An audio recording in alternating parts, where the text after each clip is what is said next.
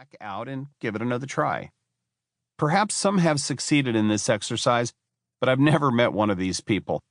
In the case of heroin addiction, I do know that those in recovery who end up relapsing often overdose and die because their bodies and brains are just not used to the volume of drugs in their system anymore. Even though I relapsed after the events described in the Heroin Diaries, I never tried heroin again. And I'm afraid that if I had, I might have been just another statistic. Since the publication of the Heroin Diaries, my status as a recovery guy has gone through an evolution. When I meet and talk to other addicts, I sometimes feel that I'm viewed as some kind of Superman, a guy who's evolved completely through his recovery and has reached a weird kind of recovery enlightenment. This couldn't be further from the truth.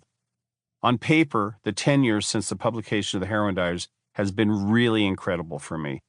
Mötley Crüe had some of the biggest tours of their career. 6 a.m. was formed and had a number of hits and tours. I released 2 additional New York Times best-selling books. I created America's biggest syndicated rock radio show. I got married to an amazing woman, and I've become a professional photographer. But the truth is, the last 10 years have been in some ways the hardest years of my life, both professionally and personally. Life is constantly throwing things in your direction that you don't anticipate. And I'd be lying if I said there weren't times during the past decade where I didn't feel the pull of the bottle as a solution to my problems. And I thank God I never succumbed. A lot of people I've met through the last 10 years thank me for the Heroin Diaries and say that it saved their lives.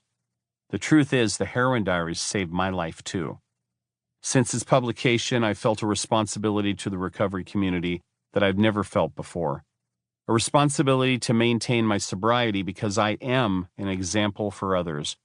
But I am not infallible, and that is a very crucial fact that I hope people understand. When the Heroin Diaries came out in 2007, I took a real deep breath. It felt weird to hold it in my hands. There it was, a year in my life, laid bare to the world. A part of me thought, okay, cool, this is the natural progression from what I've always done. Be totally honest and candid in my interviews. Like the Home Sweet Home lyric says, my heart is like an open book for the whole world to read. Then the private part of me thought, what the hell was I thinking? Because most people don't keep diaries in which they itemize their most desperate and degrading moments, in which they talk about going insane, injecting dope into their dicks in the bedroom closet. Most people don't write diaries about life so decadent that they end up dead from an overdose. And most people definitely don't publish those tales of madness for everybody to read. I was given a second chance, and those are rare when it comes to drugs. I knew in my heart that sharing details, no matter how gory, was important to relate to the next person who'd faced the demon. I knew people who didn't get that second chance, people who didn't make it out alive. I had friends who were rotting right in front of my eyes. Maybe my story could help people looking for just a glimmer of hope. So when it came to publishing the Heroin Diaries, honesty was the only rule. Otherwise, people can smell a rat. I didn't want to see people suffer anymore from this deadly disease if I could help. Addiction doesn't just affect the addicted, it also destroys their family and friends. Now, I knew Mötley Crüe fans would buy this book, but I hope more it would connect with addicts or people looking to get into recovery, and I'd hope it might shed some light on the nature of addiction. I couldn't think of a better reason to show my warts and all.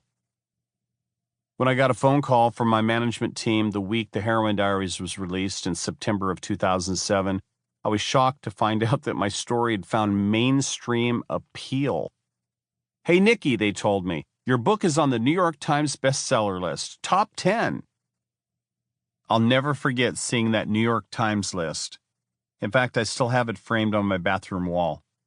There was my reality right up there near the top. I remember it was next to books by Bill Clinton and Mother Teresa.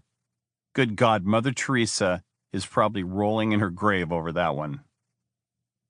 So why did the Heroin Diaries touch so many people? It's not the first book ever written about addiction. I guess it had to do with the fact that I held nothing back. I never pulled my punches lyrically, musically, or in interviews. Addiction is usually handled in quiet. We sin in silence, so to speak. To keep listening to this audiobook for free, click the link in the description. It will take you to a free Audible trial where you can listen to this and many other books for free for 30 days.